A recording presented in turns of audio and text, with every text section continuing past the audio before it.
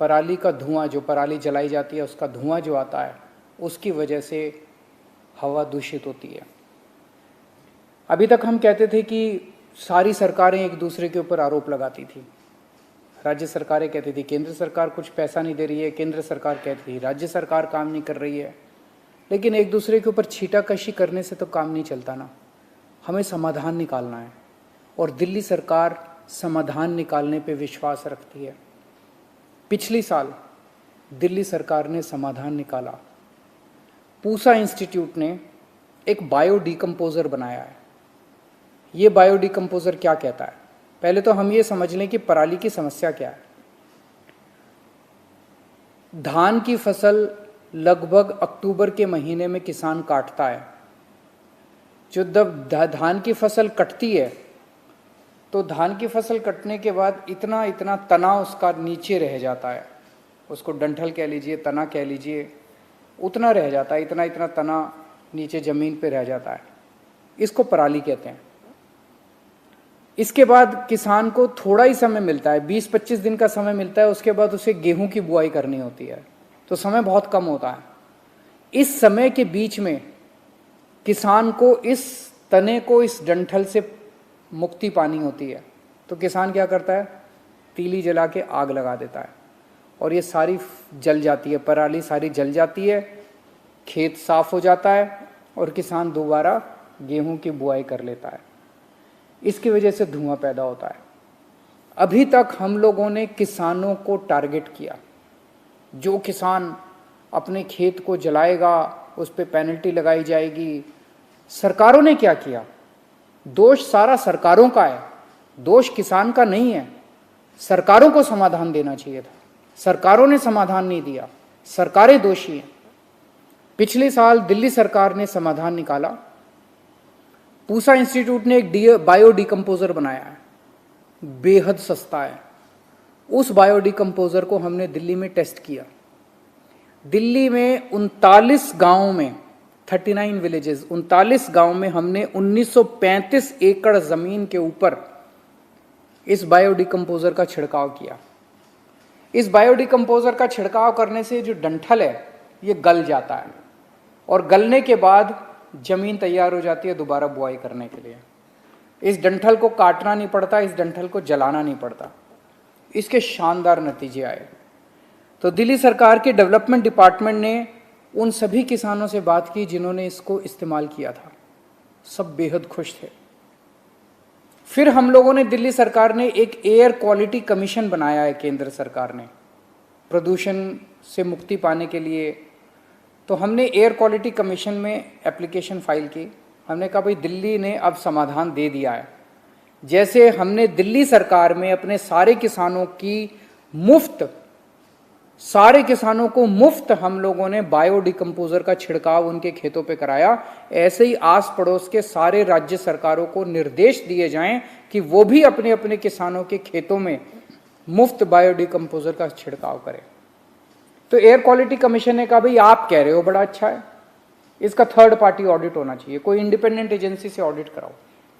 तो दिल्ली सरकार ने केंद्र सरकार की एक एजेंसी से कहा, वेबकॉस केंद्र सरकार की एक संस्था है, हमारी नहीं है, दिल्ली सरकार का उस पर कोई कंट्रोल नहीं है।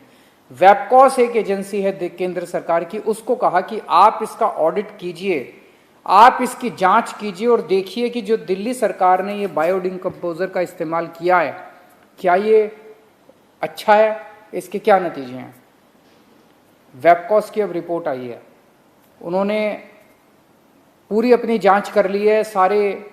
उन्होंने जांच लगभग 4 जिलों के 15 गांवों में जाके उन्होंने 79 किसानों से बात की और 79 किसानों से बात करने के बाद उन्होंने साफ साफ अपनी रिपोर्ट में लिखा है, केंद्र सरकार की एजेंसी ने लिखा है कि बायो डिकम्पोजर का इस्तेमाल करने से दिल्ली के किसान बेहद खुश हैं। इसके जो नतीजे आए वो बड़े उत्साहवर्धक हैं। 90% किसानों ने कहा कि 15 से 20 दिनों के अंदर उनकी पराली गल गई और उनकी जमीन तैयार हो गई अगली गेहूं की फसल बोने के लिए। किसानों ने बताया कि पहले 6 से 7 बार, गेहूं बोने से पहले 6 से 7 बार खेतों की जुताई करनी पड़ती थी। बायोडिकम्पोजर को इस्तेमाल करने से 1 से 2 बार जुताई करने से ही काम चल गया, फायदा हुआ बहुत। खेतों में जो ऑर्गेनिक कार्बन था उसकी मात्रा पहले से 40% तक ज्यादा मात्रा बढ़ गई। ऑर्गेनिक कार्बन भी बढ़ गया बायोडिकम्पोजर को इस्तेमाल करने से। बायोडिकम्पोजर को इस्तेमाल करने से वो पराली जो है वो एक तरह से खाद के रूप में कन्वर्ट हो गई, और तो 40% तक वृद्धि हुई कार्बन के कंटेंट में। नाइट्रोजन की मात्रा 24% तक बढ़ गई जमीन, उसमें मिट्टी में।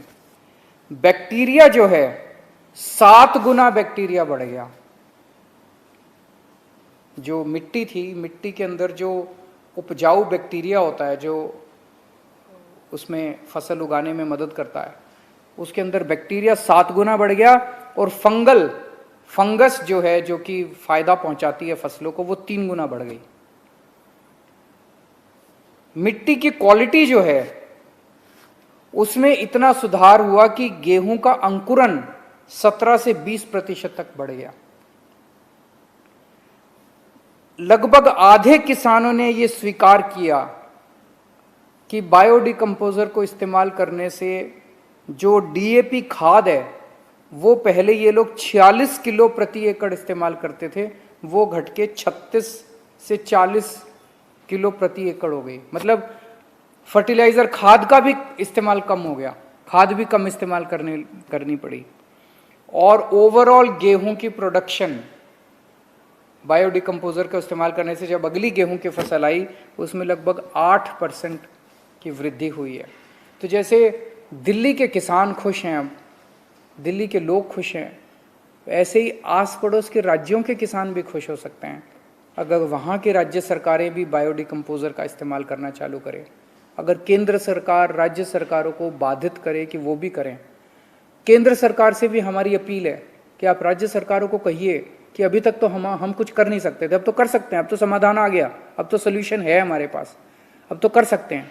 तो राज्य सरकारों को कहा जाए कि अब पराली के लिए मदद कीजिए किसानों की, सारे किसानों के बायोडिकम्पोजर सारे किसानों के खेतों में कि राज्य सरकार फ्री में छिड़काव कराए। इतना सस्ता कोई भी राज्य सरकार करा सकती है, वो फ्री में छिड़काव कराए सारी राज्य सरकारें। और अब पराली को जलाने की जरूरत नहीं है, अब कम से कम हम लोगों को, सब लोगों को प्रदूषण से मुक्ति मिलनी चाहिए। ये रिपोर्ट लेके मैं 1-2 दिन में समय लेके केंद्रीय पर्यावरण मंत्री जी से भी मिलने के लिए जाऊंगा और उनसे गुजारिश करूंगा कि वो व्यक्तिगत तौर पे इस मामले में दखल अंदाजी करें। नमस्कार।